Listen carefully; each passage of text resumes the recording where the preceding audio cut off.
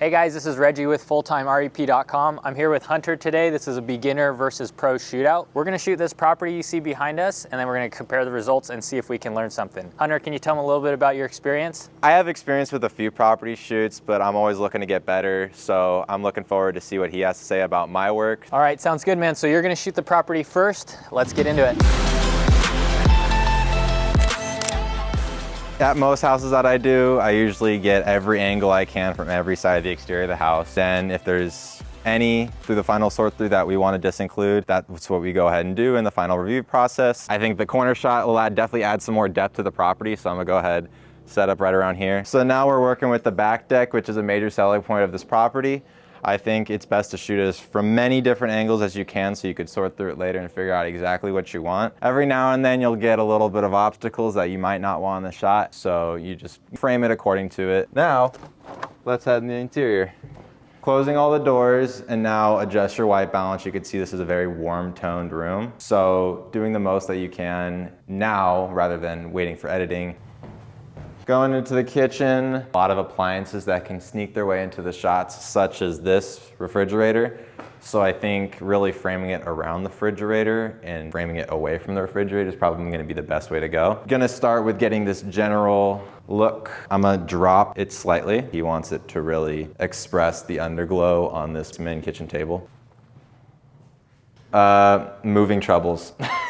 So another part that I've learned from the past couple shoots, you kind of have to guide the tour through the pictures. It includes, showing the doorways to certain rooms just so they can kind of follow through and find out where everything is in the house. We have a long hallway that divides the kitchen to the master bedroom, and I think it's a pretty cool shot, almost like a tunnel that you can get from if you set it a little bit further back. Now that we're in the master bedroom, as you could see, it's pretty square. You could do it front facing or you can do it diagonally. I think doing both is probably the best way to go. You might need to lower your camera a little bit from your tripod just so I can really capture the bed as much as possible. Once you step inside this bathroom, you'll see it's even warmer than what it was in the more open spaces. Figure out how much you want to adjust your white balance. Sometimes you'll have to kind of do halfway in, halfway out of a door, and maybe if you're having a stubborn door, I have to hold it. So I'm all wrapped up here on my end for this shoot. I thought I did pretty well here. However, I'm looking forward to see what Reggie has to say about my work and how I can improve.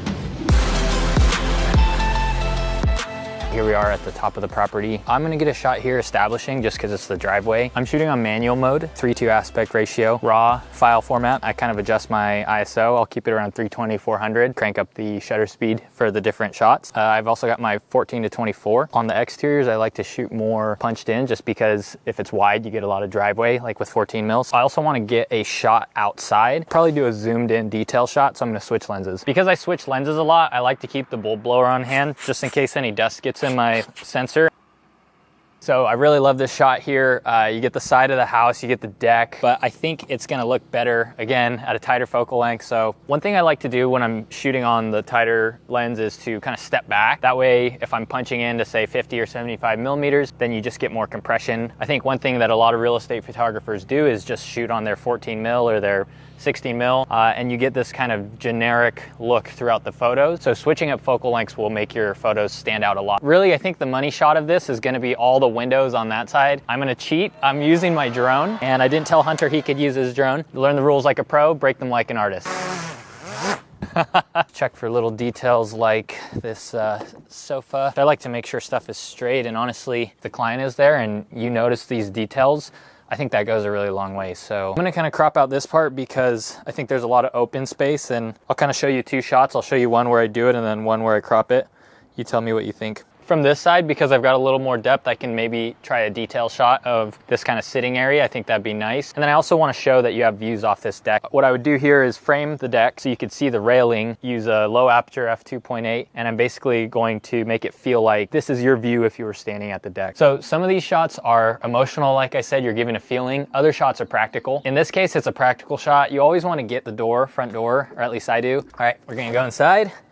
So inside the house, I kind of have a flow. With rectangular rooms, I like to just show two walls and then go kitty corner, which is the opposite side of the room, and show the other two walls. If there's 4 walls in a room that I've covered everything that you would see. So obviously you can see I'm backed up as far as I can, and a lot of times I find myself in these awkward squeezes just because I want to maximize the composition. And for straight on shots like this, verticals are really important, plus horizontals as well, because obviously you have the straight line going across. I think Hunter said something about this earlier, but I think he nailed it. He wanted to kind of cut the room off here. I think it's good to kind of section off your rooms in some shots. So a lot of the times the stagers and the agents will say, hey, if you need to move something to get a certain shot, you can. In this case, I'm gonna move this chair just because the way it's framing this shot, moving it out of the way, I get a little bit more of like an isolated feeling for the living room. So now I'm moving over into the kitchen, and with the island here, I think it'll be nice for just a square straight on shot. So I'm gonna push myself back as far as I can onto this table. I'm not changing the white balance because in post, I will do the eyedropper and just do the correction like that. I think it's more important to have the lights on for real estate photos. Obviously we can desaturate some of the color casts in Lightroom and Photoshop, especially stuff like the recessed lighting or these different features, some of these nicer lighting fixtures. This is a kind of an interesting frame because I don't have a ton of space to shoot this island, and I want to show that there's seating and there's a shelf here.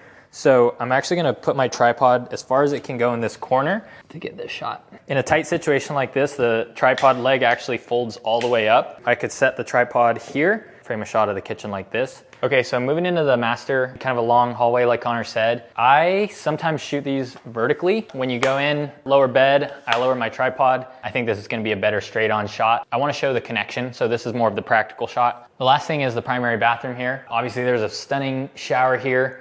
I think this would make a great vertical shot, but first I'm just gonna get the kind of wide view. The glow of these lights is reflecting, and so maybe this would be a shot to try with the lights off, just to cut out some of the reflections here. And then I'll do one more angle from the back so that you can kind of see the sinks. So the last thing I'm gonna do is some detail shots of the interior. I think if I move this staging, I'm gonna have a really nice view of the sink. And so let me see if I can just move this off to the side. All right, guys, so that's a wrap for our beginner versus pro real estate photography shootout. I hope you guys enjoyed it or learned something new. Unfortunately, Hunter and I got a little bit busy with our schedules.